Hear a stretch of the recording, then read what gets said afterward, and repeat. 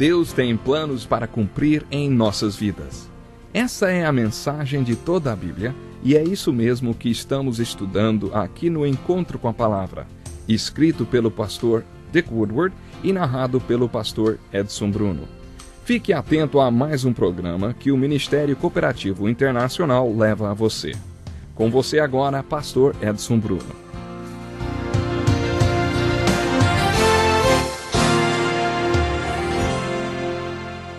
Seja bem-vindo ao Encontro com a Palavra e ao estudo do Evangelho de João, versículo por versículo. Abra sua Bíblia no capítulo 17 de João. Estamos estudando a oração sacerdotal de Jesus. Vou repetir, capítulo 17 do Evangelho de João. Poderíamos chamar esta oração de oração do Senhor. Esta foi a oração que Jesus orou. A outra oração, a oração do Pai Nosso, que ele nos ensinou a fazer, deveria se chamar a oração dos discípulos. Nosso enfoque de hoje é a oração do Senhor. Esta oração foi dividida em 3 partes. Na primeira parte, Jesus ora por si mesmo, pela sua vida e obra. Na segunda parte, ele ora pelos apóstolos. E na terceira parte da oração, Jesus ora por aqueles que viriam a crer através dos apóstolos, o que quer dizer que ele ora pela igreja nos séculos vindouros, ou seja, por você e por mim. Vamos focalizar outra vez os 5 primeiros versículos do capítulo 17 de João. Depois de dizer isso, Jesus olhou para o céu e orou: Pai, chegou a hora. Glorifica o teu Filho, para que o teu Filho te glorifique. Pois lhe desse autoridade sobre toda a humanidade, para que conceda a vida eterna a todos os que lhe deste. Esta é a vida eterna, que te conheçam, o único Deus verdadeiro, e a Jesus Cristo a quem enviaste. Eu te glorifiquei na terra, completando a obra que me deste para fazer. E agora, Pai, glorifica-me junto a ti com a glória que eu tinha contigo antes que o mundo existisse. Estes 5 versículos me fascinam, por isso, por isso perdoe-me até em eu gastar um pouco mais de tempo com eles. Gostaria de chamar a sua atenção para 3 pontos nos 5 versículos desta oração maravilhosa de Jesus. Primeiro, vamos observar a palavra glória. E agora, Pai, glorifica-me junto a ti, com a glória que eu tinha contigo antes que o mundo existisse. Que versículo profundo, você não acha? Jesus não passou a existir quando nasceu bebezinho naquela noite em Belém. O Evangelho de João começa afirmando que ele já existia no princípio, antes do mundo existir, antes que houvesse a terra. Ele era a palavra, e ele estava com Deus, e ele era Deus. A isso damos o nome de existência pré-encarnada de Jesus Cristo, ou seja, antes de ele vir em carne ao mundo. O versículo 14 do primeiro capítulo de João diz: Aquele que é a palavra tornou-se carne e viveu entre nós. Vimos a sua glória, glória como do unigênito vindo do Pai, cheio de graça e de verdade. É interessante observar que no final de sua vida, ao orar por si mesmo, Jesus disse: Glorifica-me junto a ti, com a glória que eu tinha contigo antes que o mundo existisse. É como se Jesus estivesse pedindo: dá-me de volta a glória que tinha contigo, Senhor, antes que o mundo existisse, antes que houvesse a terra. Você não acha esse pedido fascinante? E é por isso que chamamos esta oração de a oração do Senhor. Por várias razões, nenhum de nós poderia fazê-la. Da mesma forma, Jesus não poderia orar a oração dos discípulos ou a oração do Pai Nosso. Por exemplo, ele não teria por que pedir: perdoa as nossas dívidas assim como perdoamos aos nossos devedores. Ora, Jesus jamais cometeu pecado nenhum e por isso não precisava fazer esta oração. Mas na sua oração, ele fez um pedido muito profundo. Jesus pediu de volta a glória do Pai que tinha antes do mundo existir. Um dos professores da Bíblia que eu mais gosto, o Dr. G. Campbell Morgan, diz que poderíamos fazer a seguinte interpretação desse pedido de Jesus: Pai, eu quero voltar para o lugar que deixei, eu quero voltar ao estado eterno que tinha com o Senhor antes do mundo existir. Mas só quero voltar depois que terminar a minha obra. Quando ele diz nestes versículos que já completou a obra que o Pai lhe deu para fazer, ele estava usando o que os teólogos chamam de passado profético. Ele estava falando de algo que ainda ia acontecer, mas era tão certo que aconteceria que o tempo verbal usado é o passado. Nesta oração, Jesus diz que não estava mais neste mundo, mas na verdade ele ainda estava. Ele sabia que estava deixando o mundo, voltando para o Pai. Por isso ele diz que já completou a obra antes de realmente tê-la completado. Mas era certo que a completaria. A obra seria completada na cruz. Por isso Jesus diz que Queria voltar para aquele estado de glória que tinha com o Pai antes do mundo existir. Na segunda carta aos Coríntios, Paulo escreveu: Pois vocês conhecem a graça de nosso Senhor Jesus Cristo, que, sendo rico, se fez pobre por amor de vocês, para que por meio de sua pobreza vocês se tornassem ricos. Então, devemos nos perguntar, quando Jesus foi rico, hein? Ele foi rico antes do mundo existir, antes da terra ser criada, quando ele era a palavra, quando estava com Deus, no estado de pré-encarnação. Aí ele era rico. É simplesmente espantoso pensar em tudo que Jesus deixou para vir a esse mundo. Fico fascinado com o Evangelho de João por vários motivos. Um deles é por causa do conceito de glória que ele apresenta. João usa várias palavras, mas a mais usada por ele, mais do que qualquer outro autor bíblico, é a palavra glória. Ele a usa 41 vezes. Você não acha que João, fascinado com a glória de Cristo, deveria falar sobre a transfiguração de Jesus Cristo? Você se lembra da história da transfiguração de Jesus Cristo? Jesus levou Pedro, Tiago e João para o topo de uma montanha bem alta e lá sofreu uma metamorfose. Toda sua presença e essência foram transformadas em uma presença glorificada. Ele brilhou, reluziu, tornou-se mais branco do que qualquer cor existente na terra. Podemos dizer que ele foi glorificado na frente de Pedro, Tiago e João. Poderíamos pensar que João, com todo o enfoque que deu à glória de Jesus, faria um relato dessa transfiguração. Mas é interessante que foram Mateus, Marcos e Lucas que contaram o evento da transfiguração. Há pouco tempo um teólogo me respondeu por quê. O conceito que João tem de glória não é o mesmo que nós temos. Lemos sobre como Jesus glorificou o Pai aqui na terra. Ele foi glorificado ao vir ao mundo e mostrar a sua glória porque ele era a palavra que se fez carne. Isso tudo é muito prático. É o tipo de glória que os teólogos denominam de glória humilde. E nós vimos sua glória.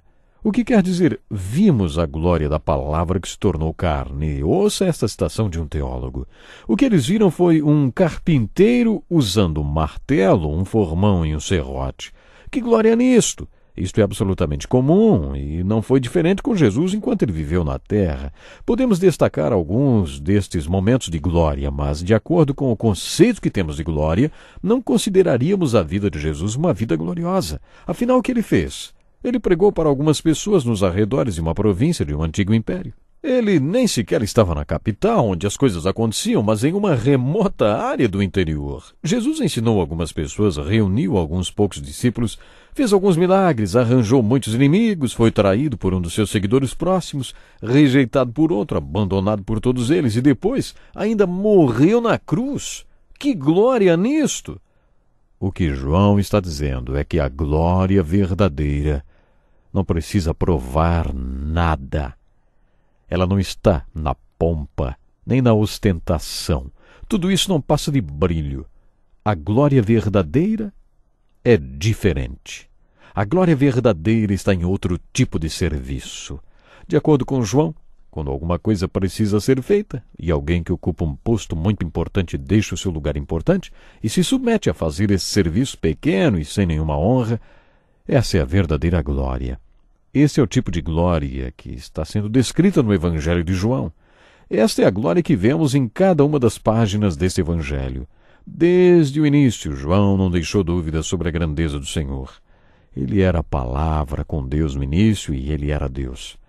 E foi esta palavra imponente que viveu na terra em humildade. Onde havia necessitados, ele estava lá. Doentes, ele curava. Ignorantes, ele ensinava. Famintos, ele alimentava. Jesus estava sempre procurando pelos necessitados, mas não nos palácios de governadores e reis. Estas pessoas nunca acharam que precisavam de Jesus. Durante toda a sua vida, Jesus esteve entre os pequenos do povo de Deus, aqueles que de um jeito ou de outro sentiam-se necessitados. E onde quer que houvesse alguma necessidade, Jesus estava lá, fazendo seu serviço humilde. Foi para isto que ele veio. E na opinião de João, esta é a glória verdadeira. Este conceito de glória encontrado no versículo 5 é fascinante. E agora, Pai, glorifica-me junto a Ti com a glória que eu tinha contigo antes que o mundo existisse. Também é fascinante como esta glória é manifestada na terra. Quando Deus Pai mandou seu Filho a este mundo, a palavra se tornou carne para que pudéssemos ver sua glória. É muito interessante o tipo de glória que vimos. Este teólogo, depois desta descrição de glória, perguntou: você entende agora por que seria difícil para João incluir a história da transfiguração de Jesus na sua narrativa? Não estou dizendo que isto não poderia ter sido feito, mas seria difícil de acontecer neste evangelho. Seria uma tentativa de focalizar um incidente da glória de Jesus diferente do tipo de glória que ele viveu durante toda a sua vida. E poderia ter dado a ideia de glória no sentido de majestade e esplendor. Embora João não negue o conceito tradicional de glória, no que se refere a Jesus, ele enfatiza que a verdadeira glória não está no esplendor, mas na humildade. A verdadeira glória é vista na obra que Jesus fez. E é isto que João vê em cada momento da vida humilde de Jesus aqui na terra. Esta é uma das coisas que me fascinam aqui nesses primeiros 5 versículos do capítulo 17 de João, a primeira parte da oração do Senhor Jesus. Prezado ouvinte, já estamos encerrando o programa de hoje, mas eu gostaria mais uma vez de lembrar você. Estamos aqui nessa terra para cumprirmos algo muito interessante. Você e eu, todos nós, somos chamados para glorificarmos o nome de Jesus Cristo através de nossas obras, através do nosso trabalho, através de nossa fidelidade. Portanto, vamos continuar glorificando o nome do Senhor Jesus Cristo, porque Ele é merecedor de toda a honra e toda a glória. E você já parou para valorizar a glória do Senhor Jesus Cristo e glorificar ao Senhor Jesus Cristo pelo que Ele fez na cruz do Calvário, para que você pudesse ser salvo? Eu gostaria que você parasse um momento e analisasse isso. Tem muitas pessoas também que param de fazer aquilo que fazem, por exemplo, o seu trabalho na igreja, a sua colaboração, encerram a sua atividade porque pensam que não compensa, não é compensador, não estão enxergando o que eu estou fazendo, não estão valorizando o que eu estou fazendo. Saiba, prezado ouvinte, é algo muito importante você cumprir a sua missão até o final. É exatamente isso que vemos na vida do Senhor Jesus, Ele cumprindo a sua missão até o final. Que Deus nos ajude a cumprirmos a nossa missão, a cumprirmos o trabalho que o Senhor Jesus Cristo colocou em nossas mãos e a cumprirmos a tarefa de uma forma muito clara, muito sólida. Sem dúvida, vamos receber a recompensa. Seremos abençoados enquanto estivermos aqui, nessa terra, com nossa família, com nossa igreja, na sociedade onde vivemos, e receberemos a recompensa lá no céu. Deus lhe abençoe. Até o próximo programa. Que lição importantíssima. Obrigado, pastor Edson Bruno. Prezado ouvinte, coloque em prática o que você ouviu aqui. Sem dúvida, sua vida será grandemente abençoada.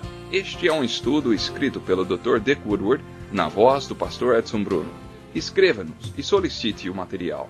Nosso endereço é Encontro com a Palavra, Caixa Postal 2011, CEP 89201-970, Joinville, Santa Catarina. Até o nosso próximo Encontro com a Palavra.